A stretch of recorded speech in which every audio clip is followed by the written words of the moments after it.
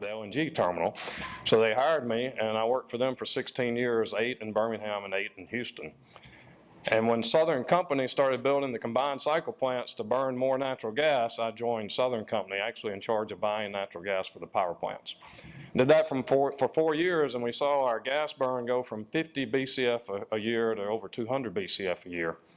And it was either 2012 or 2013, we actually burned more gas than we did coal. So we went from a coal company, known as a coal company, to really a coal/gas company, and then you could say a gas/coal company. And then for the 10 years, last 10 years, I've been in Southern Power, which is the wholesale group, and I sold what predominantly was natural gas-fired generating capacity in the wholesale market. One thing we started doing, though, later in that 10-year stint was looking at buying solar power plants, and we actually bought 5 and have bought more than that now, but the 4 of them were out in the desert Southwest. Formed a joint venture with Ted Turner here in Atlanta, and David Ratcliffe, who I heard was in the room, but I don't see his glowing head of white hair anywhere. Nope. David and Ted got together and formed this joint venture and pursued the purchase of solar power plants. The first one we bought was actually on Ted's ranch in New Mexico, and that has been a really nice venture. I think Turner Renewable is very excited about it. We've been very excited about it. And then a year ago, Georgia Power started looking at getting more into renewables. We had a program with the PSC called the Advanced Solar Initiative, and we were expanding it, and Paul Bowers, the president of Georgia Power, asked me to come over and work on that effort. And at the time, we had 11 megawatts of solar on the ground. A year later, we have 100 megawatts that are producing. We have another 200 under contract that will come online, and we have plans, and are actually, like concrete plans, to have 900 megawatts of solar generating capacity on our grid by the end of 2016. So we have come a long way. And I got a couple of slides I'll show you. But Georgia, we are not what is thought of as one of the leading edge renewable states in the nation, especially not in solar. When you look at a solar map, we don't even make it in like the top radiance states. We don't have a renewable portfolio standard.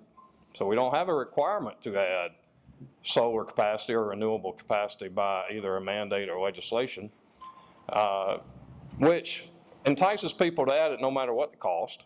So we don't have that. We don't have a state tax incentive, which incentivizes it more than even the 30% federal tax incentive that there is. And yet we are, in 2013, we were the 7th largest, or 7th fastest growing solar state in the nation. 7th for the installed capacity and the fastest growing. And in 2014, and I'm proud to announce this, we are named by the Solar Electric Power Association as the #1 investor-owned utility in the nation. And that trophy has been held by the likes of California Edison, PSEG in New Jersey, 1 or 2 of the Arizona states, but never one of the Southeast states. And we are their investor-owned utility of the year. So we're very proud of that. And we've done all this in a way, in a collaborative effort with our Public Service Commission that puts no upward pressure on the cost of electricity to our customers. In other words, we look at the long-range projected avoided cost of generating electricity, and all of the solar plants that we build or the power purchase agreements that we sign have to be below that cost for the life of the PPA or the life of the plant, so that we put no long-term upward pressure on the cost of electricity in this state. And I know as customers, that's very important to you. It's very important to us. This is just a graphic of showing kind of how we've gone from very little renewable as far as solar and the different programs that we have. I wish my 401k grew like this, but it does not. Kind of looks like the reverse of that at times. And one thing I wanted to point out in our solar program, of the 900 megawatts that we have, about 800 of that will be through power purchase agreements through our Advanced Solar Initiative, ASI as we call it. Of that 800, 600 of it is utility scale, which are the larger power plants, anything greater than a megawatt. And then we call distributed generation anything less than a megawatt. So about a 600 and a 200 split there, 200 distributed. And then what we have done recently, and we're really proud of this, we are building 3 30-megawatt power plants at 3 Army bases in the state, at Fort Gordon, Stewart, and Benning. And we're also looking at doing something with the Navy. And we're right in the midst of working through that with the PSC, and it's going to be it's a great project for the state, especially for those areas where those bases operate. It's a great project for our nation in that it helps meet the energy sustainability and energy security goals of our Department of Defense, and it's a great thing for Georgia Power to be doing. So, rarely do you come up with something that is a win-win-win, but that really is. And this just breaks down kind of in a pie chart what our different solar portfolio looks like. And I won't bore you with all the details. I think I've run through the numbers enough. There are some challenges with solar, though, and I'd like to just mention them. And we're adding solar, but we're also, and we look at the benefits of it, but we also need to understand the cost. And what does it do to our operations? One thing, and just if you look at the middle, see we call it addresses bottoming out. In other words, if you add so much solar to your system, and you get to the middle of the afternoon or at night, and you have baseload power plants running, well, not at night, obviously, but middle of the afternoon, and you have all the solar on, you may have to actually go down into those baseload power plants and shut them off some. So we call that bottoming out. Well, anytime you uneconomically dispatch a power plant, it's costing you money. Another thing that could cost us money running a solar fleet is it's not like the desert Southwest here. If you look at the production of a solar plant in the desert Southwest, it looks very much like a bell curve. But in Georgia, it looks very much like an EKG. You go outside, there's a cloud somewhere all the time. And as they go over the power plants, they look like this in production. Well, our loads don't do that. Our loads are more steady. So when that power plant goes down, we have to respond with another one. So we have to have spinning reserves. And if we have more and more solar, you have to have more and more spinning reserves to be able to react to the system. And then the third thing that you look over to the right, that represents a day, and we call that the duck curve, and you can see why. But the horizontal lines represent more and more solar that would be added to the system. And as you look to the right, you see the big ramp going up to the head of the duck. You got to have more ramping capability at 5 o'clock in the afternoon when everybody goes home, turns on all their appliances, and the sun happens to be going down. So we are studying that because there's a good mix of what you can put on the system, but there's also too much of a good thing. And we need to know not only what the benefits of solar are, but what the cost of solar are. And one thing that we are doing in the industry, and the industry is a lot more mature than people might think here in Georgia, is that it has been subsidized, and it currently has a 30% tax credit from the federal government. That jumpstarts a lot of businesses. And we helped jumpstart it too. When we wanted to get the industry here in Georgia, we set a fixed price that was equal to our avoided cost. And that's how we got it started to start with. But now we're actually got such an industry that we're moving from subsidy to competition. And that's painful at times. It's painful for those who aren't the best competitors. But it's where every industry goes over time. If it started with a subsidy, it has to sustain through competition. And we're in the throes of doing that now in the state. That's painful as you go through that, but it's the most healthy thing you can do long term. So those are some of the challenges that we're facing. And I know that I am between you and lunch. I can talk about this stuff for the rest of the day. I love talking about what we're doing at Georgia Power with it. I also like to eat at 11:30, and I saw some of you leave earlier, so I'll be glad to answer any questions that you might have until they hold the sign up and say quit. Yes, sir. Are you pro or con on consumer rooftop solar? Well, I don't have it on my house, and I would say I'm agnostic. Doesn't matter to me if you put it on your house or not. If you don't buy electricity from me, then I've become more of a religionist. I like selling electricity, and I like for you to buy it, and I want to sell it to you for the cheapest price I can and make a a nice margin, modest margin. That's the business we're in. But if you want to put solar on your house, it is strictly up to you. You can do that, and I've looked at it every which way I can, mostly from a residential perspective, because if you could make money putting it on your house, I'd like to be the one selling it to you. But I'll just tell you right now, I've looked at it a lot. And for you to save $1 on your power bill that you're buying from us, you got to spend at least $2. There's not that many customers, and I will offend somebody who has solar on their roof when I say that, but there's not that many customers that are that stupid economically. A lot of them like to do it, but they're not doing it for economic reasons. But when we ask our customers, what do you want out of your solar panels if you were to put them on your roof? They want lower cost electricity, or they want independence from the grid. Now, I can tell you from experience, when you're disconnected from the grid by nature, the first thing you want is back on. And we work to get you back on as quickly as possible. Nobody really wants disconnected from the grid. They might say they do, but they don't. And people do like to save money, but today you won't save money if you put solar on your rooftop at your residence. Now, we sell electricity, and you'll see I'm long-winded when I answer questions. We sell electricity to the homeowner for 12 cents a kilowatt hour.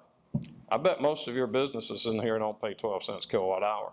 So if it doesn't make sense on a rooftop at a home at 12 cents a kilowatt hour, guess what? Probably doesn't make sense for you either, paying less than that.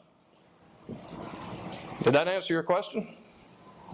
But if you want to put it on, I'll be glad to do it. Oh, I'll answer it even another way, because I've looked at it. I mean, I've looked at it all kinds of ways. You might say, okay, well, when will it make sense?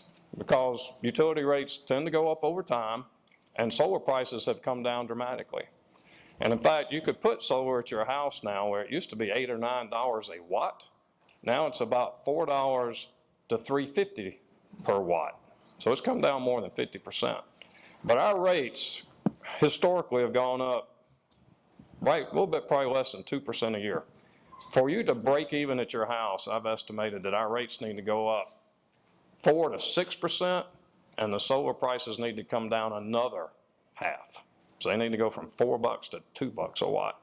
So it's kind of like the guy who said, when are you going to deliver packages with drones? When will it make sense? His answer. But you know what? I like that, because I want to sell you electricity at a low cost, and I want to keep doing that. Yes, sir, I saw a hand. Could you explain a little bit about the smart grid and kind of how that applies to, I think with solar power's irregular supply, and if that's meant to smooth it out, and maybe generally just what you think of this, what's called the smart grid in general? I wish David Ratcliffe were in here. I heard somebody asked him one time about the smart grid, and he said, our grid is like 99.99% reliable. What's dumb about it? Smart grid means a lot of things to different people, and I'm not the expert to answer that question. Mike Hazelton actually is my boss, and I'd love for him to answer it, but I'll give a shot. Our smart grid, we have put smart meters almost, I believe, on every customer we have. And those meters will do a lot of things. But when we had the outages, and this is my first time at a retail operating company, and I got to live through the 2 storms we had this year, and I got to live in my office through those 2 storms. And I would go down to the control center, and they knew when your power was out before you called anybody. You didn't even have to call somebody and tell them. We knew who was out, and we knew why it was out, whether it was a fuse, a recloser, or a transformer, and we could dispatch crews to fix it faster than you've seen. I mean, it was amazing to watch those numbers come down. To me, that's the smart grid. Now, our system dispatches to meet load every 6 seconds. And we run as a Southern Company fleet, we have 45,000 megawatts of generation. And it's balanced every 6 seconds to meet load. So we will have to work, and as I said, we've gone from 11 megawatts to 100 online. We're headed to 900. We will still balance every 6 seconds to meet that load, whether the cloud goes over the solar plant or not. We'll be matching that. So from a generation perspective, it's probably, you don't think about it as smart as you do on the other end of the system, where it's being distributed and transmitted out. That's where most of the smart money is being spent. Mike, do you have anything to add to that? The only thing I would say is that we plug in anyway. You call me anyway. Okay, well, that works too. We still have a big call center that takes those calls, and we want you to be happy. Mike? I think you pretty much covered it. The smart meter is one of the devices as part of the smart grid, but the way you can look at a smart grid is basically installing devices on our transmission distribution system so that they communicate with each other.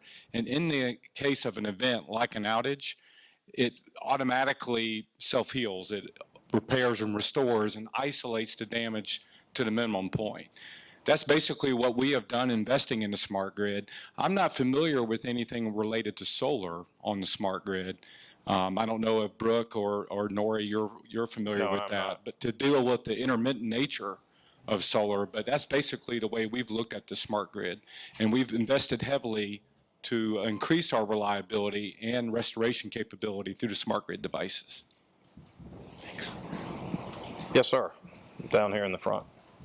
So you shared with us the utility side in terms of the advantage of a smart grid.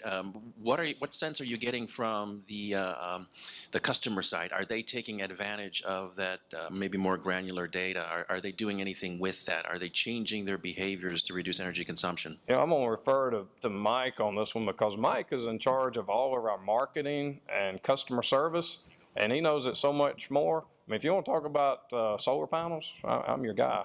But Mike, can you answer that one? Well, ask that again, Roy. So clearly there's... Are you guys participating in the RIN market at all? The renewable identification numbers, monetizing those or anything for your customers? We are not. Yes, sir. So you may not be a big fan of rooftop solar before, but I mean, I'm not a non-fan. is there an opportunity for Georgia Power to be an aggregator of these resources? Because again, solar farms are helpful if you have a ranch and someone who might be coming in solar panels. There is limited space, and when you see big companies such as Volkswagen or Tesla, Google signing up for renewable contracts. Right. That's what we can be looking at. Well, the biggest opportunity that the industry has had to put solar at their facilities over the last couple of years has been through our Advanced Solar Initiative program. The 200 megawatts that it was like an application. In other words, you could put in an application, and we were paying in the last 2 years, we were actually paying 13 cents a kilowatt hour for that output. So we are aggregating that 200 megawatts across our system. Some of it is at rooftops, like Marta has a bus facility where it's on the covering of the parking. Agnes Scott has solar on their rooftop, that they participated through that program. And we had a robust application process for that. In fact, we got about 20 to 1 applications for the amount that we were actually doing. And we've done the first 100, and we got 20 to 1 in that, so we had to hold a lottery. And so that's kind of how that worked. So we are aggregating distributed generation that way as Georgia Power. Gas, coal, and we're adding renewable. But the fleet has the capability of going from a very low load to a very high load. And we have a lot of peaking CT plants too. So our fleet can handle the up and down ramping of adding solar. Like when solar goes from 0 to the sun up, we can back something off, or loads are usually coming up at the same time. That should not be an issue as the big power plants ramp up. I mean, we have a great fleet with a real mix of resources that can handle that. Yes, sir. So what is the balance point for the 4 megawatts produced? So you were speaking of the balance point, that's good, bad. Where is that? I don't really know the answer to that yet. Hopefully in the next year, I'll have a great answer for that. But I know it's not, I mean, we're a 19,000, almost a 19,000 megawatt system as Georgia Power. Talked about 45,000 megawatts as Southern Company, but with the new Vogel units coming on, we'll be about 19,000 megawatts. So as I said, currently we'll have 900 megawatts of solar. You don't want 18,000 megawatts of solar. So somewhere between 900 and 18,000, probably closer to 900. Any other questions? Yes, sir, in the back.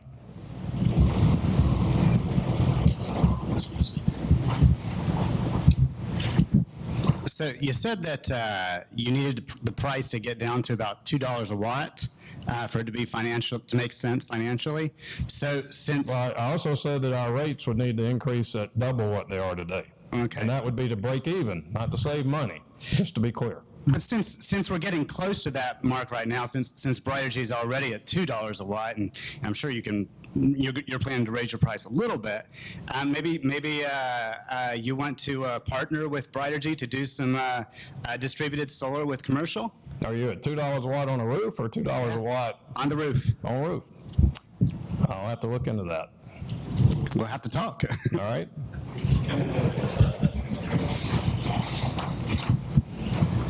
Any other questions? They haven't held up the sign yet that says lunch, but I bet it's ready.